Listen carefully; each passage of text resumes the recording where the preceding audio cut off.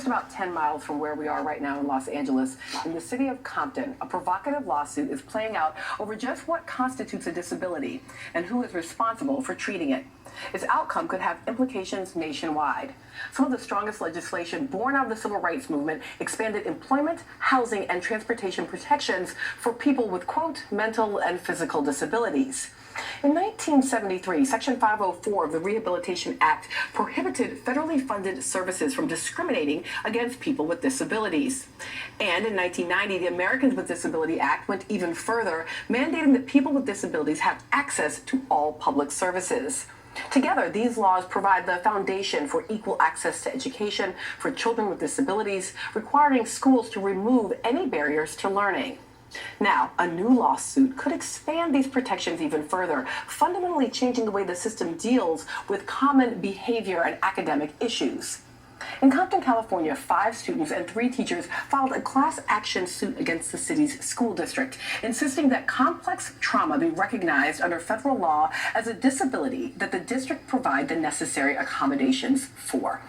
Complex trauma, per the lawsuit, is the repeated or prolonged exposure to violence, abuse, or neglect. And research shows that it does not only have the capacity to affect a child's emotional well-being, but also their ability to learn. According to one National Institute of Health study, youth exposure to violence have decreased IQ and reading ability, lower grade point average, more days of school absence, and decreased rates of high school graduation. And complex trauma, which disproportionately affects students of color and from low-income backgrounds, could be very common among Compton's student population. The plaintiffs claim that about a quarter of all students in Compton's school district have experienced 2 or more instances of severe trauma in their lifetimes. And while the case has not been decided, the federal judge presiding over it acknowledged that the allegations of exposure to traumatic events might cause physical or mental impairments that could be cognizable as disabilities under the Rehabilitation Act or the ADA. If the plaintiffs win, the complex trauma is classified as a disability under federal law, we could see sweeping changes in how schools address student behavior in Compton and beyond. And in a few moments, we're going to hear from the president of the Compton Unified School District Board. But first, joining me now, Catherine Eidman, who is staff attorney for the pro bono firm Public Counsel, Pedro Noguera, who is distinguished professor of education at UCLA, and Dr. Robert Cross, president and CEO of the California Endowment. Thank you all for being here. Let me start with you. Should we think of growing up in Compton as potentially disabling? Well, certainly the science and the data on this issue are becoming pretty clear. Number one, time does not heal all wounds. That adage is not true. The science doesn't support that. Secondly, exposure to trauma and toxic stress, adversity is bad for your health, not just in the immediate, but in the long term as well. And so one of the things that we need to do is we need to make sure that this issue, whether the lawsuit wins or not, it's an important policy conversation within the school setting about making sure that we're putting our arms around these young people, not suspending them out of school for their behavior, that their willful defiance, missing a lot of school, their poor academic failure may be the very first symptom that they've been trauma exposed and trauma injured. You know, my husband is a civil rights lawyer, mostly does housing work, but he came in and saw sitting on my desk just the title, should growing up in Compton be a disability? And like as soon as he saw it, he goes, oh man, that's brilliant. And he meant it like as a legal strategy, this idea that the ADA is a powerful potential tool here. Talk to me a little bit about what it would mean to make accommodations if in fact complex trauma is understood as potentially disabling. Absolutely. So as Dr. Ross discussed, we know that trauma affects the brain and trauma affects the ability to learn. And schools have been successfully starting to implement strategies to address this trauma in Massachusetts, in San Francisco, in Washington State. And what experts have found are that whole school trauma-sensitive strategies, training all school site staff, replacing punitive discipline with restorative practices, and providing adequate mental health support have been fantastically successful in assisting students in restoring the ability to learn and also in addressing behavior and attendance problems. So, Pedro, I have to say, this suit coming on the back end of that viral video that we saw of the young girl being flipped out by the school resource officer. And then the very first thing that I learned about that young woman was that her mother had recently died and that she was in foster care. And I said, oh, wait a minute, how in the world did the school not know that and not, that this student is someone who we should at all points be recognizing that there's likely trauma? Is this litigation kind of a way to start moving us towards thinking about students in a different way? I hope so. I hope so. We know that trauma can be assessed, so there's no need to worry that suddenly this become an excuse for any kind of acting up behavior. You can identify it, you can assess it. The science behind it is very strong.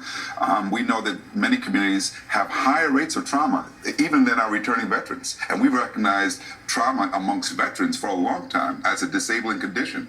So the idea that schools should do more than simply punish these children, I think is really important. But here's my worry, because it's part of what I've always seen in your work and research, and that is we for example, interviewed the young woman mayor of Compton.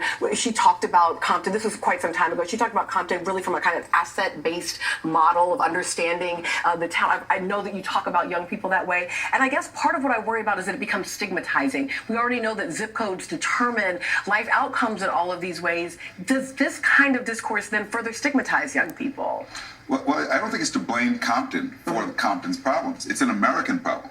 It's an American problem that we have so many communities, because there are so many communities just like it across the country, where you see the same kinds of issues and concerns. We focus on poverty, but we ignore the social effects of poverty, the violence that accompanies it, the hunger, the instability in children's lives. Those are the larger issues. And the simple truth is schools can't solve those by themselves. So then why not join together with the school system and sue some other entity rather than suing the school system? Well, civil rights litigation is a tool that is a catalyst for change and has been successful in these very types of problems where there have been long-standing intractable problems and change has been slow to come.